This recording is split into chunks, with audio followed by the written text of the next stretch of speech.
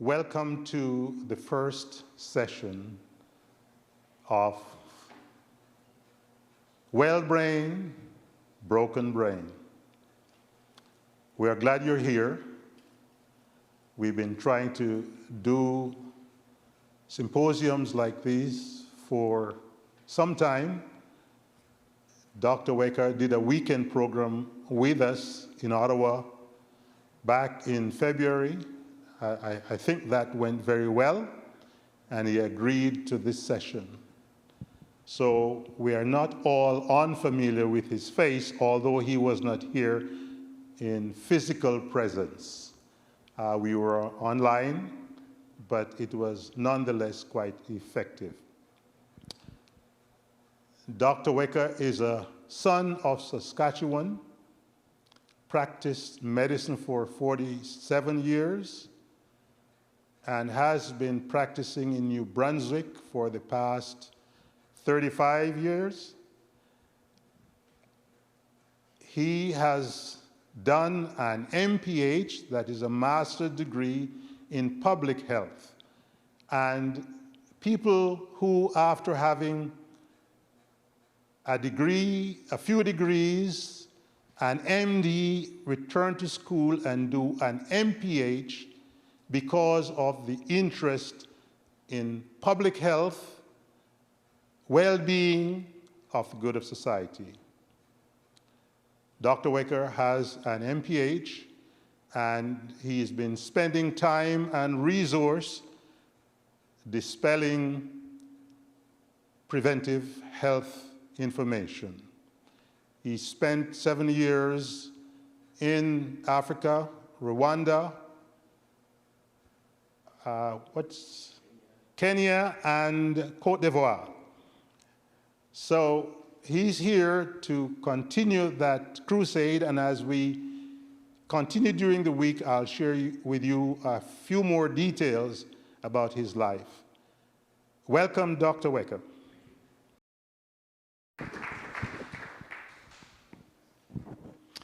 It's a pleasure to be here with you all.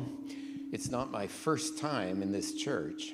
My cousin's daughter was a member here at the church, Rebecca Quiring, and the last time I visited her, when she was still in health, we came and attended this church here, and it's a pleasure to be back. I'm going to tell you a little bit about how the week is going to unfold. We're going to be, on our evening programs, we're going to have two separate parts to the program. The first part is going to be somewhat more medical, physiological aspect to brain health. The second part is going to deal with relationships, both relationships with each other and relationships with our God, and how they affect our brain and affect our brain's health as well. We will have some question time at the end of every session, and if you want to just keep some questions together, we'll work at answering them. Some of them will be answered in due course as we go through the week, but others will take as the questions come up. The goal of our seminar this week is just to enable each of us to be healthier. When I started medicine, almost 50 years ago now, that's over 50 years ago, 51 years ago, we were in a revolution about cardiovascular health. Heart disease was killing many of our people in this country, and we had many exciting advances that were taking place to keep people alive with healthier hearts. You may remember Dr. Christian Barnard in South Africa, who did the first heart transplant. We also had bypass surgery that was starting to take place. And since that time, our advances in heart health have been tremendous. We now put stents in. We can actually do valve replacements without opening up the chest. We go through an artery and we can replace defective valves. My father-in-law passed away at age 57 with a completely worn-out heart. Had he been alive today, he would not have gotten to that stage of end-stage heart disease and probably would have lived longer. But we have done very, very little about brain health. And we are in a time of an epidemic of brain disease. And so we're going to look at these over the course of this week, and we're going to find out what we can do to start changing the health of our brains.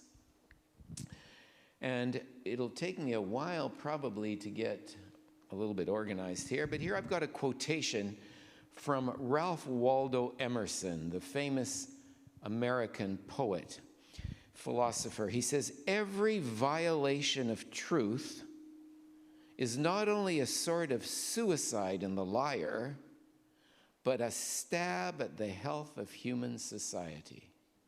And we're going to come back to that as we go through our program this evening. So first of all, I want to tell you the story about February 2011. In 2011, Jeopardy, the famous game show with Alex Trebek, who is a Canadian, and I believe born in Sudbury, he took the best winners of the Jeopardy program and he pitted them against an IBM computer by the name of Watson. And interestingly enough, the two that were pitted against it were Ken Jennings, who is now the host of Jeopardy since Alex has passed away, and Brad Rutter. They were the two all-time Jeopardy winners. Who would win? After 3 intensive matches, Watson defeated his human competition. Watson was made up of 90 IBM Power 750 servers, weighing 5,000 kilograms. It was housed in a room 3 meters by 4 meters, and Watson contained 2,880 power processors, each processor made up of 8 cores containing 1.2 billion transistors, 16 terabytes of RAM processing, 500 gigabytes of information per second. Powerful, powerful computer. The human brain, and by contrast, weighs 1.2 kilograms. And it's housed in the human skull. It's composed of 100 billion different nerve cells and 1 trillion supporting cells. Each nerve cell can have 10,000 connections to other nerve cells, making the brain highly interconnected. There's IBM Watson there. That's how big it is. There's the human brain. So just some crazy information which you're not going to remember. The human brain can hold 1.25 terabytes of information. Watson can only hold 1 billion. The human brain can perform at 100 teraflops or 100 trillion operations per second. Watson can only perform at 80. In addition to greater speed and greater storage than Watson, the human brain is very portable, and it can move us from place to place. Watson cannot. The human brain can rewire itself in response to new situations and learning. Watson cannot. The human brain can repair itself. Watson cannot. Then why did Watson win? Jeopardy players know that the one who wins is not necessarily the one who knows the most answers. It's the one who's the fastest on the button. And so Watson was faster at responding than Ken Jennings and Brad Rutter. It's the fastest finger, not the smartest brain, that wins Jeopardy. The computer had an electromagnetic key that could push the button much faster than its human competitors. So there's some info about the brain. The brain is made up of, like I said, it weighs about 1.5 kilograms. The average male it's about 1,275 cc's in volume, 1,130 for females. The brain makes up 2% of our body weight. The cerebrum, or the frontal part of our brain, makes up about 85% of the brain's weight. It contains about 86 billion nerve cells, the white matter. And these neurons, as I said, are connected to multiple other brain cells by what we call synapses. Now, making sense of the brain's mind-boggling complexity isn't easy. What we do know is that it's an organ that makes each of us a human being. It gives people a capacity for art, language, moral judgment, rational thought. It's also responsible for a person's personality, their memories, and how we would sense the world. So here we have, I'm going to see if I can get my pointer working, and I'll just get around here a little bit. Here we have the gray matter on the outside, and then we have the white matter on the inside, which is largely the connections between the various cells in the gray matter. So all of this is a jelly-like mass of fat and protein, which weighs 1.5 kilograms. And yet, it's one of the body's biggest organs. And these nerve cells that it manages control everything in our body. They control our thoughts, they control our movements, they control our emotions. A couple years ago, I woke up, I was traveling in Africa, and I woke up one morning, my hand was tightly curled under my head, and to my horror, it was completely paralyzed. Just floppy paralyzed. Now, I've wakened up before with a numb hand, I think we all have, but I've never had one that was just flaccidly paralyzed. I figured it was because of the position that I had slept in, but I thought, boy, if that brain doesn't work and get those impulses there, that's pretty dreadful. And if that's what a stroke patient is like, boy, I have great amount of sympathy for them, because hopefully mine is going to come back in a few seconds, which it did. But it doesn't always come back in a stroke patient. So this brain functions at a very high capacity. I think about that while I'm playing tennis. I'm thinking about the visual judgment of where the ball is, the thought judgment of what my opponent is going to do and where they're looking and where that ball is going to come back to, moving all my muscles to keep me standing on my feet at the same time, getting my racket ready so that I can hit the ball and see where it's coming, and all of that is taking place instantaneously, all controlled by this incredible brain that we have. Animals such as elephants and dolphins and whales have larger brains, but human beings have the most developed cerebra. And it's packed to capacity inside our skulls. And in fact, it's so packed that what we have is we have these folds in the brain to increase the capacity of the brain given the small size that it is. Now, the cerebrum has two halves or hemispheres, and it's further divided. Let's see, we got our cerebral hemispheres, and it's further divided into 4 regions or lobes.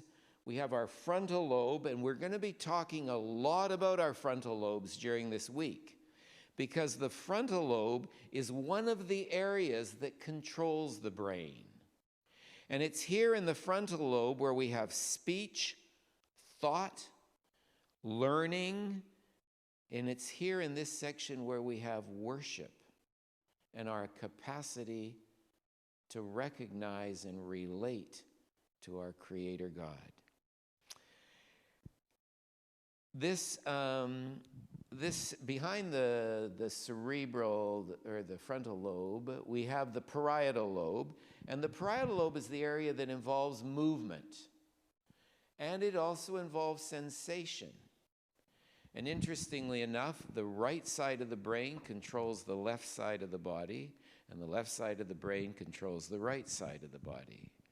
So my left-handed friends tell me that only left-handed people are in their right minds. I dispute that to some degree. So the second largest part of the brain is the cerebellum, which is down here at the bottom, and that's what controls our balance. A few weeks ago, I was out shopping one Friday afternoon with my wife, and suddenly I got a spell of vertigo. Whoa, I thought I was going to have to lie down on the carpet. But it passed in about 5 minutes. So on Sabbath, I was in church, and I got another spell while I was setting up my computer in the church, this time with eye movements that were terrible. And once again, I thought I was going to have to lie down, but it too passed. Sunday morning, however, I woke up, and I could not get up. My balance center was inflamed, and I was basically condemned to bed with my eyes closed for 24 hours. And it was 48 hours before it went away. It was powerfully, powerfully disabling. And once again, we don't recognize what all our brain does for us until it's missing or not working right. And then we see just what an incredible organ it is. Then farther back in the brain, and I'll move back here, we have the cerebellum, we have the brain stem down at the bottom there. And the brain stem is what controls our vital functions: breathing, heart rate, the things we need in order to stay alive. Then we also have another area of the brain which is called the thalamus, and let's see if I can get it right up there, and the hypothalamus and the pituitary gland, and those parts of the brain we're going to be talking about tomorrow afternoon, because those parts are very much involved with our stress response. And this stress response is going to be a very interesting discussion tomorrow. The complex of structures in the center of the brain here are about the size of an apricot, right in that area. But they're a very, very important part of the brain. The hypothalamus controls hormone secretions from the nearby pituitary gland, and these hormones govern our instinctive behaviors such as eating, drinking, sexual activity, anger, reproduction. The hypothalamus, once a baby is born, is what stimulates the mother's milk production. The brain stem, like I said, controls the basic functions of life: heart rate, breathing rate. It also affects our blood pressure, whether we're awake or asleep. The brain is incredibly sensitive and delicate, and so it requires maximum protection. And this is provided by the skull. And then the brain is covered with some very tough membranes called meninges, and the space between these membranes is filled with a fluid. So the brain is balanced in this fluid with this case, our skull, that's around it. But the brain is the consistency of butter. It's very soft, and it can be damaged very, very easily. And so any sort of a head injury damages the brain. And we are just starting to learn about how important this is with some of our sports people. And some of you may remember Sidney Crosby, who was out of playing hockey for several years because of multiple concussions. And we're now seeing that head injuries from accidents, falls, have permanent damage in the brain. And so we want to reevaluate all the sports activities that our young people do, from playing football, from headbutts playing soccer, to other injuries, skiing, bicycle accidents. That's why helmets become so important. For the past 50 years, as I said in the introduction, we've been focusing on the health of our hearts. We have not been focusing on the health of this incredible organ called the brain. And all the while, our brain disorders are becoming more frequent and affecting more people every single year. 26% of the adult population have psychiatric problems. 20% of our children have psychiatric problems. And I am seeing this more and more every year. The age of which people are coming to my office and asking for antidepressant medication is now reaching the elementary school level. 1 in 10 Canadians takes an antidepressant medication. Alzheimer's disease affects 30 to 50% of our population over 85 years of age. 9% of our children in Canada have ADD and ADHD, attention deficit disorder. And I will challenge that statistic from my own experience, because I'm seeing that just about every child that comes in my office has ADHD, or a parent that has ineffective behavior control, one of the two. Autism has increased 11% in the last decade, from 3 out of every 10,000 to 1 out of every 166 children. Learning disabilities, 5 to 10% of our children. Our brains are broken. And broken brains cause, see, I'll catch up here with some of these statistics here. These are some of the ones that I've just given you. Broken brains cause anxiety, depression, bipolar disorders, addictions, and the whole addiction issue nowadays in our country is astronomical. We hear about the overdose deaths, British Columbia running the lead on that, but it's just as bad here in this community. Obsessive compulsive disorders, attention deficit disorders, autism, Asperger's syndrome, learning disabilities, dyslexia, schizophrenia, Alzheimer's dementia, Parkinson's disease, chronic stress, lack of focus, insomnia, chronic fatigue. If I were to take all those things out, I'd be unemployed, because these are the majority of things that come into my office on a regular basis. A majority of Canadians have depression and anxiety disorders, and these mental health problems are just epidemic. Over this way? No, let's go this way. So healthy brains.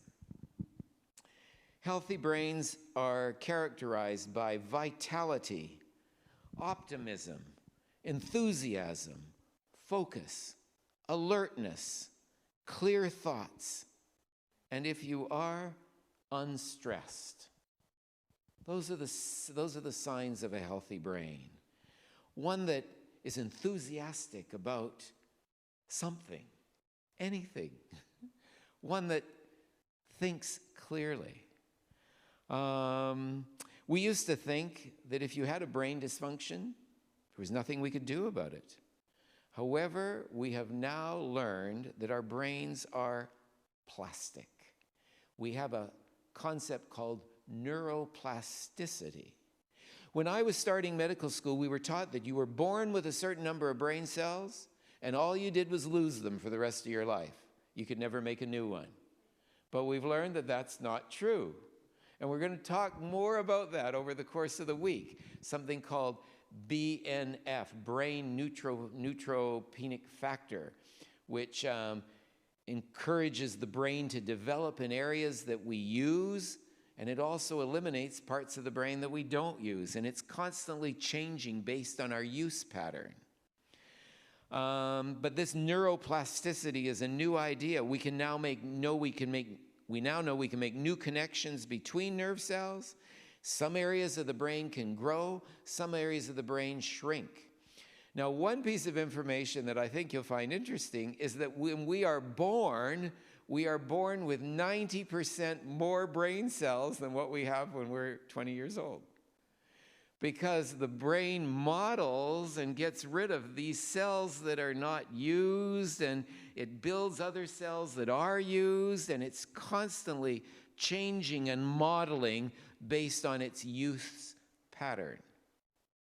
I remember when in medical school we had a radiologist who once showed us a bunch of strange x-rays of bones and asked us if we could identify these bones, and none of us could.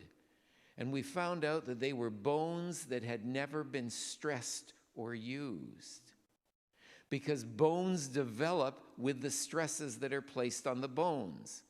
And our brains develop with the use and stresses we place on our brains. This concept of brain healing is a relatively new concept.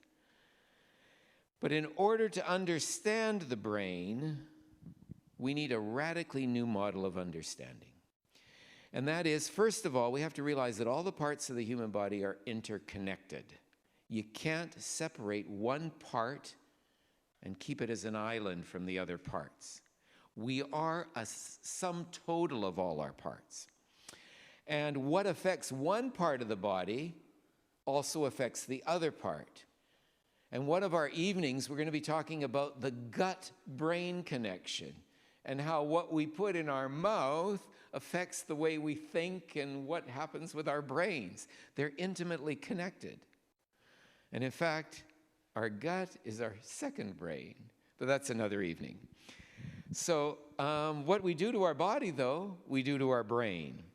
So this body is a whole interdynamic organism that's all connected, neuroplasticity. There's the different aspects all connected as one being. And we have these different circles that I say, and I like to use the text in Luke 2:52 that says, and Jesus increased in, and you can quote it with me, can't you? Jesus increased in wisdom, stature, and in favor with God and man. 4 dimensions: a physical dimension, a mental dimension, a spiritual dimension, and a social dimension.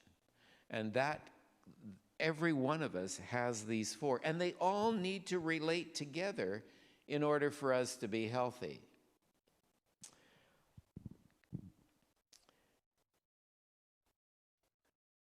Modern medicine is often based on pills, as I'm sure you all know. And if you come in to see a physician, usually they've got a pill for you, or they may have 5 pills for you right off the start. Sir William Osler said, when I started practicing medicine, I had 100 treatments for every disease. And when I finished practicing medicine, I had 1 treatment for 100 diseases.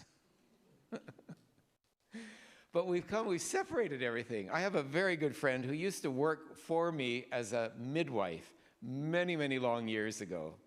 And she is now quite elderly. And she says, I don't know what's happened. She lives in the United States. She says, I don't know what's happened, but I need a family doctor. She said, I've got specialists for every part of my body, and they're all prescribing different medications, and one counteracts the other.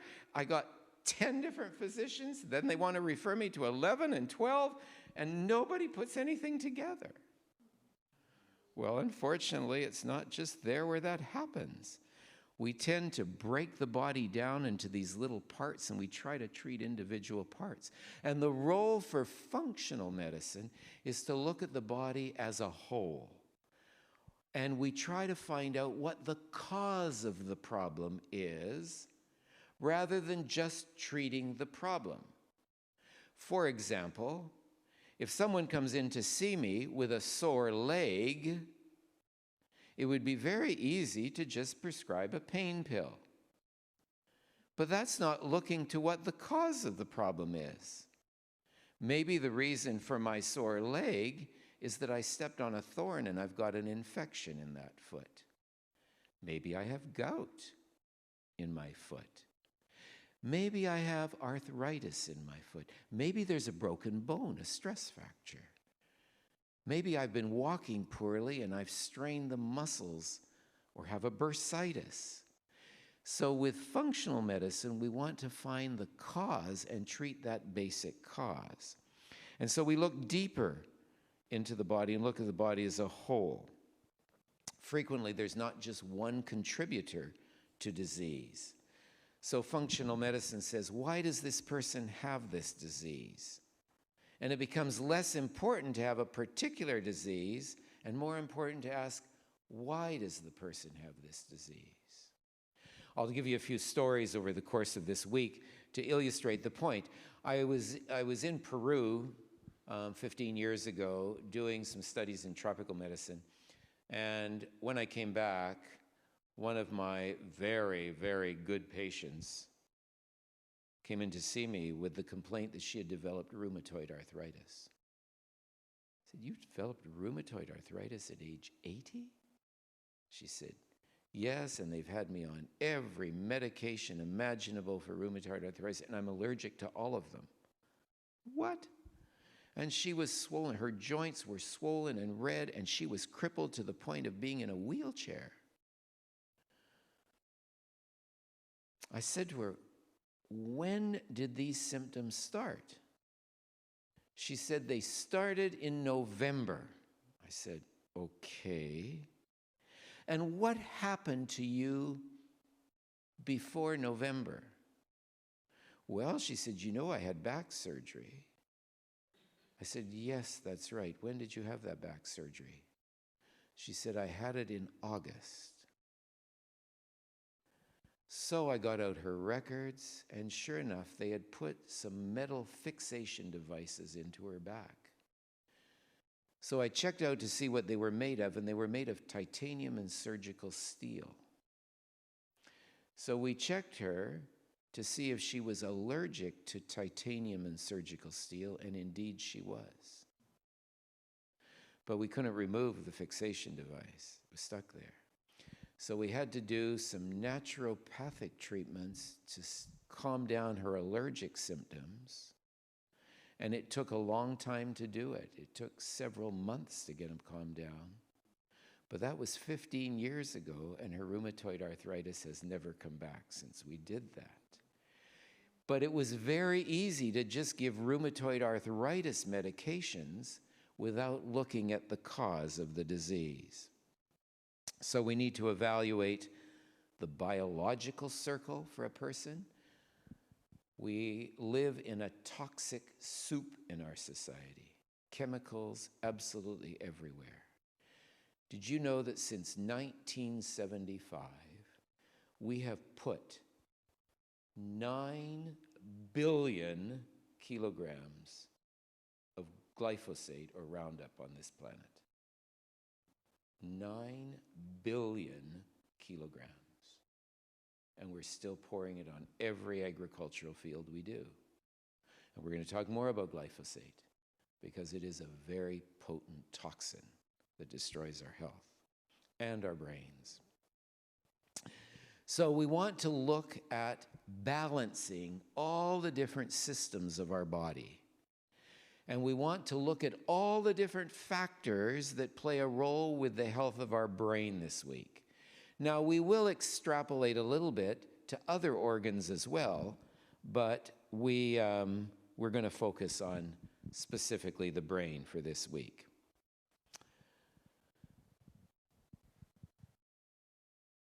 And as we go into our second part of our talk tonight, I want to look at the destructive nature of fear. Fear can really destroy people. Let me give you an example. Let's suppose you have an excellent marriage. You love your spouse with all your heart, and in return, you receive a lot of love. There's mutual trust, and your spouse drowns you with love and affection, you are both committed to satisfying each other's needs. You receive love from your spouse, and you return that love without obstruction or hesitation. This is the type of love that God wants his intelligent creatures to enjoy. It's how God designed us.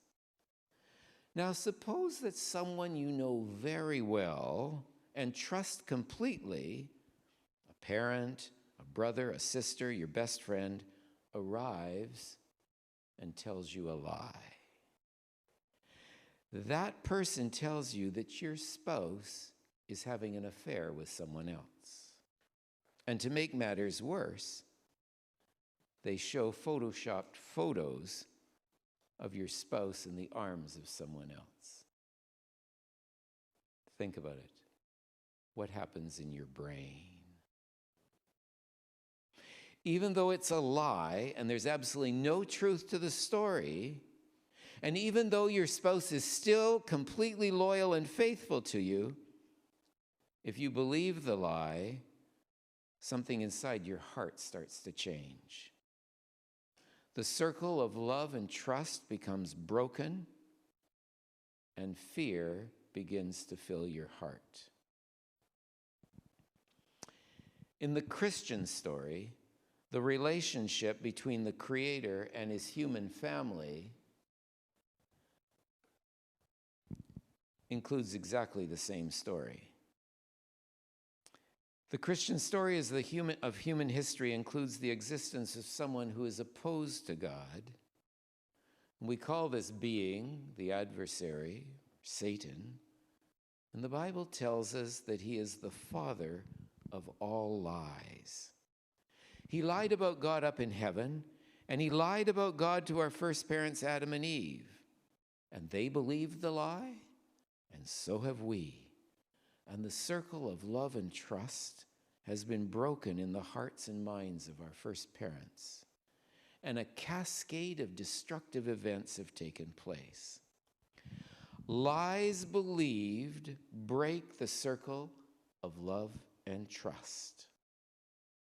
Our first parents thought, God, I no longer believe that you are good.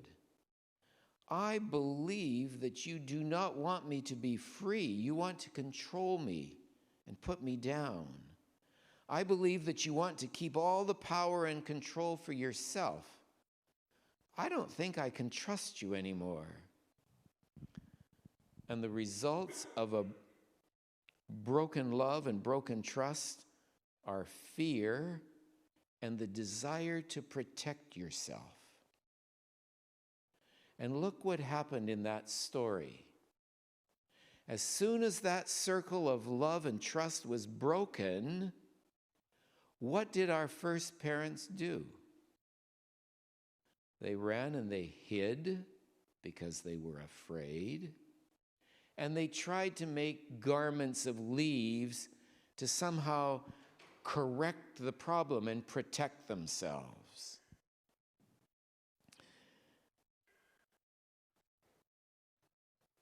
Fear and selfishness are known today as the survival of the fittest, or the drive to survive.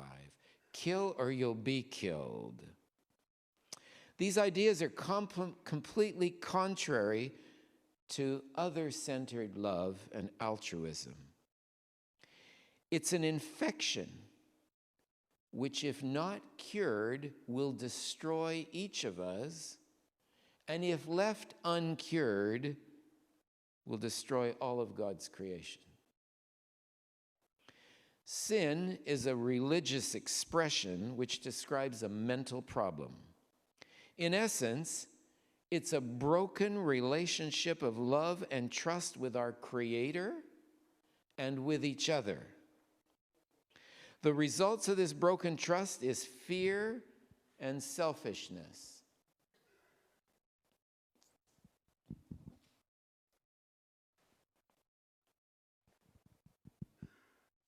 And the results of fear and selfishness are the acts that we do to hurt and destroy each other. Fear and selfishness destroy the mind, the character, and the body, exactly like a cancer does. In fact, fear and selfishness are a terminal disease. The scriptures tell us in Romans 6:23 that sin pays its wage, death. This selfishness and fear destroys us. The human life was designed by the Creator to function in a circle of other-centered love. And we talked about that when I had the weekend with you in February. But I will review it again for those of you who may not have been here. Human life was designed by the Creator to function in a circle. My focus must be completely on the needs, interests, and well-being of you. And your interest needs to be focused on the well-being of others. And in return, someone else is focused on my interests. We call this the circle of life. We have a water cycle which has been broken this year in many parts of the world. If you're following the news, the southwestern United States is in a very, very severe drought, although there is a hurricane hitting Southern California tonight, and it's going to bring heavy winds and heavy rains to Southern California. But whether that stops all the fires from raging will be another story because of the winds. Lake Powell, Lake Mead are at their lowest levels ever. Electricity is being rationed in Southern California. Water's being rationed. We're down to 40% of what their normal levels are. There are cities where you can only water something on certain days. You get fined if you water your lawns. Western Canada is no different. Serious drought situation, fires burning in Jasper National Park. And then we take Pakistan. 35 million people homeless in a sea of flooding of torrential rain. Sindh province in southern Pakistan normally gets 30 millimeters of rain during the month of August. 30 millimeters of rain, yes. And they got 1,400 millimeters of rain in August. China has been flooded, landslides. So we've got a disturbance in this water cycle on our planet, largely caused by ourselves, but the end result of this disruption of the water cycle is death. We can't live without it. For example, the Lake of Galilee, which is at 210 meters below sea level. But it receives water from many of the streams that flow into it, and it drains out with the Jordan River. The lake is filled with fish. The lake is filled with life. But farther downstream is the Dead Sea. And the Dead Sea right down there has no drainage at all. It's 430 meters below sea level. It's completely dead, as the name describes. There are no fish. Nothing can live in it. It is 20 times saltier than the ocean. I have swum in the Dead Sea, and every part of your body burns when it gets exposed to that salt content. Nothing can live in it. Unless there is a cycle of giving and receiving, the end result is death. And these examples, we have the example of an electrical system, for example. If the electricity flows in a circle, then we have lights, we have heat, we have our stove works, everything works if it flows in the circle. But you cut the circuit, and then nothing works. And so if you're in Southern California right now and the temperature is 48 degrees, and your electricity is cut off, and your air conditioner doesn't work, people are dying. In the human body, It's the same thing. Every cell in the body contributes to the well-being of all the other cells in the body. And when that happens, we're alive and we're healthy and well. But supposing a cell decides it's going to take but not give, and so it takes everything it can for itself. What do we call that cell? Cancer. And the end result of that cancer is it will kill itself, and it will kill the organism in which it lives. And all of these examples describe the design laws by which the universe functions. These are design laws of the Creator. Once Adam and Eve believed the lies of the serpent, the Creator's enemy, the circle of love and trust was broken in their hearts and minds. Believing the lies of Satan about the character of God, they no longer trusted him. Now, from the perspective of neuroscience, these lies shifted the area of control in our brain away from the prefrontal cortex, which is where our thought processes are, and like I said before, where our worship center is, our capacity to worship, and it transfers it to the amygdala, which is where our emotions and fear are located. And as long as the prefrontal cortex of our brain is functioning and in control of the brain, it will keep the amygdala under control. But when fear predominates, the amygdala bounds into activity, and it says, I'm a danger, I have to protect myself. And so we start doing all sorts of things to protect me. And then we become inward focused rather than outward focused. So the amygdala sends a message to the hypothalamus, says we're in danger. We're going to talk about this more tomorrow. The hypothalamus says to the pituitary gland, secrete hormones which send a message to the entire body that we're in danger. And so stress hormones are secreted, and we have anxiety, and our heart beats faster, and we breathe faster, and we're ready to run, we're ready to fight, we're ready to protect ourselves. Adam and Eve ran and hid. They sewed aprons of fig leaves to protect themselves. And when God arrived in the garden in the cool of the evening, he couldn't find them. So they were hiding. God said, where are you? They said, we're hiding because we are afraid. Their fear center, which at the moment had become hyperactive and unregulated, had altered their judgment. They could no longer think clearly. They were not able to make good decisions. They took the situation into their own hands.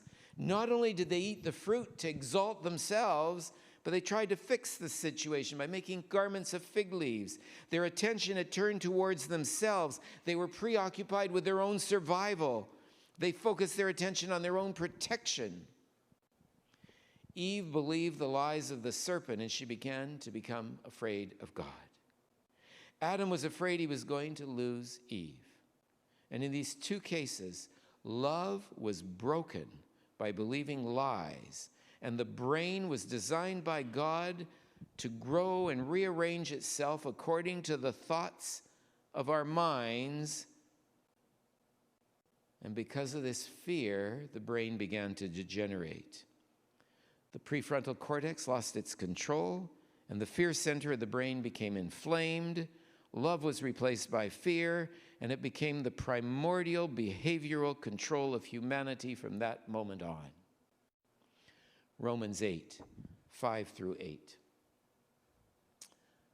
Fear is a cancer. And I guess I didn't put Romans 5 on there, so I'll just let it be. Romans 8, 5 through 8. Those who are dominated by the sinful nature, and I'm going to just paraphrase this into a more brain-oriented text. Those who are dominated by fear think about fearful things. But those who are controlled by the Holy Spirit think about things that please the Spirit. So, letting your sinful nature control your mind leads to death. But letting the Spirit control your mind leads to life and peace. For the sinful nature is always hostile to God, afraid of God. It never did obey God's laws, which are love for God and love for each other. And it becomes instead love for oneself. For the sinful nature is always hostile to God. It never did obey God's laws, and it never will. That is why those who are still under the control of their sinful nature can never please God. When we live a life that is controlled by fear and self-protection, we have no way of exhibiting the actions of the Holy Spirit, which are love, joy, peace, kindness, goodness, self-control. We are controlled by our own personal interest. We think only about ourselves. Those who are controlled by the Spirit think about others. If we only think about ourselves, we become a cancer and we're going to die. But if our minds are controlled by the Holy Spirit and our prefrontal cortex is in control, we have a life of peace and harmony and healthy relationships. Our desires, which are opposed to those designed by God, because they're not the way we were made and designed, because the way we were made was established by the Creator and for the purpose of giving us life. Paul says that since Adam, human beings have minds that are controlled by fear and selfishness, and in that way they are going against the design laws that were established at the creation of the universe. And the results of this new mindset is death.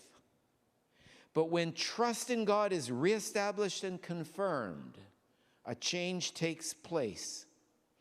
The prefrontal cortex begins to be controlled by love and by the truth about our God, and balance is restored. And this leads to a life of service for others, a life of unselfish love, a life of peace.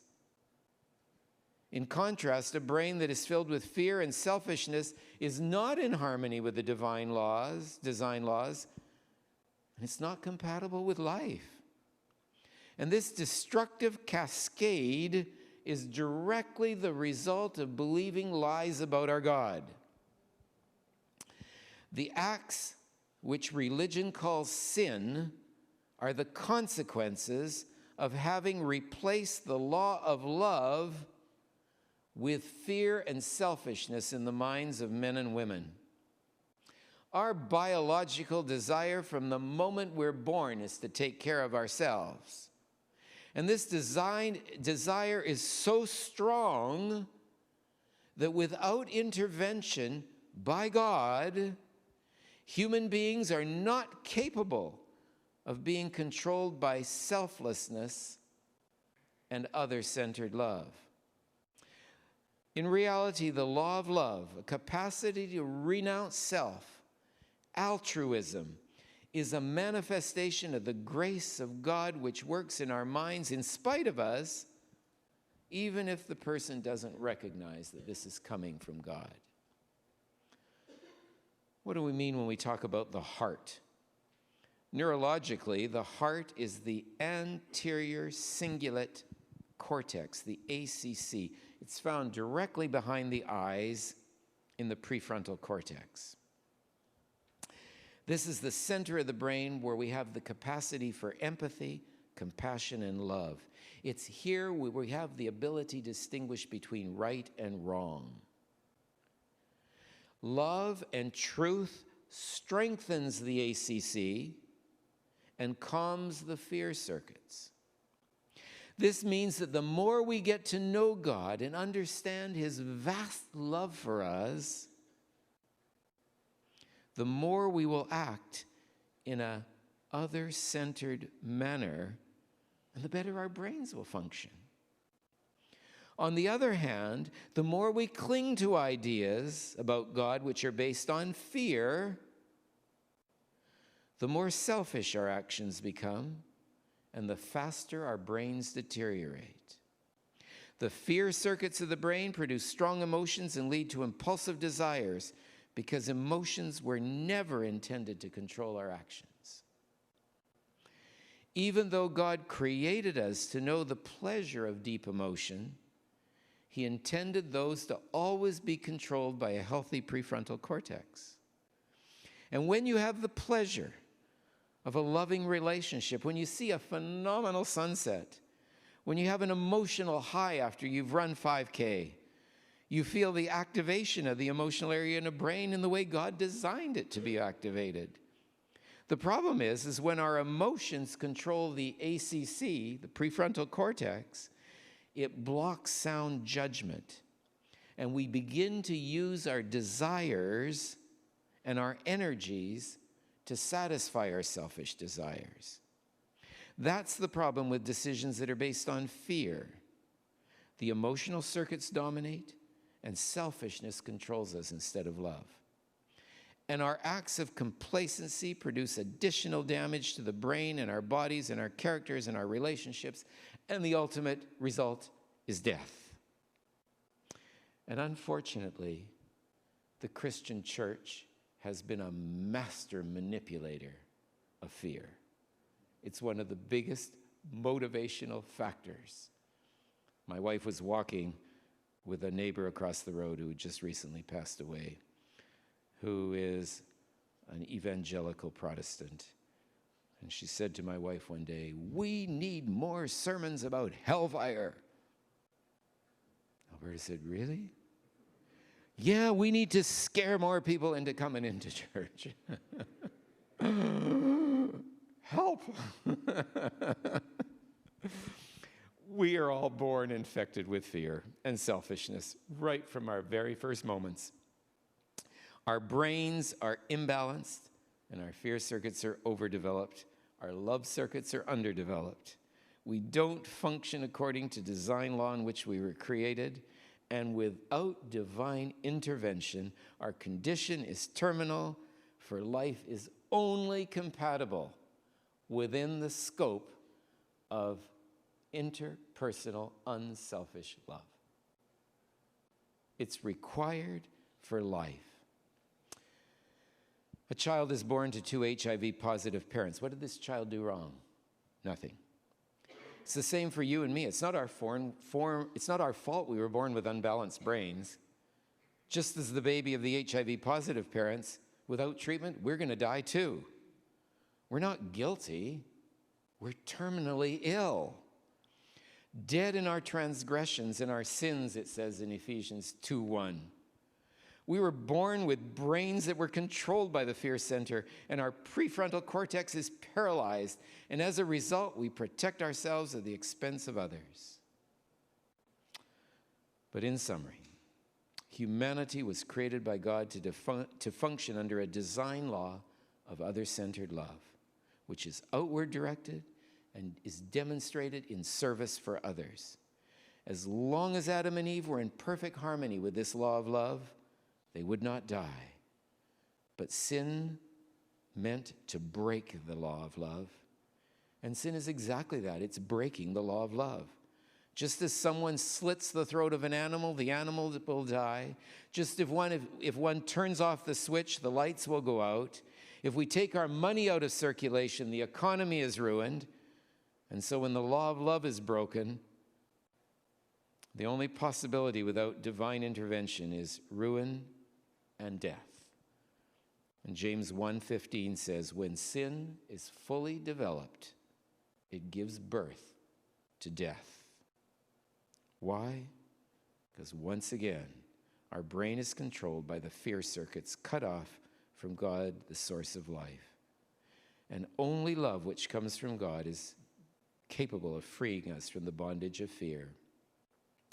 Brain imaging studies have demonstrated that the more time a person spends in communion with the God of love, the more developed his ACC becomes. It's neuroplasticity. The part of the brain we use develops, and the part of the brain we don't use shrinks. So if we focus on other-centered love, our capacity to love increases. Not only that, but a person decreases his stress hormones, his blood pressure, his heart rate, and his risk of untimely death. Even in our mortal defective bodies, love is a healing factor. Conversely, the more time spent contemplating an angry, wrathful, fear-inducing deity, the more damage to the brain and the more rapidly one's health declines, leading to early death. I had a patient, long-standing church member, who on her deathbed said to me, "Oh, God is punishing me for my sinfulness." And I was just heartbroken to think that her perspective of God was a mean, vengeful God who would kill her because she'd made a mistake.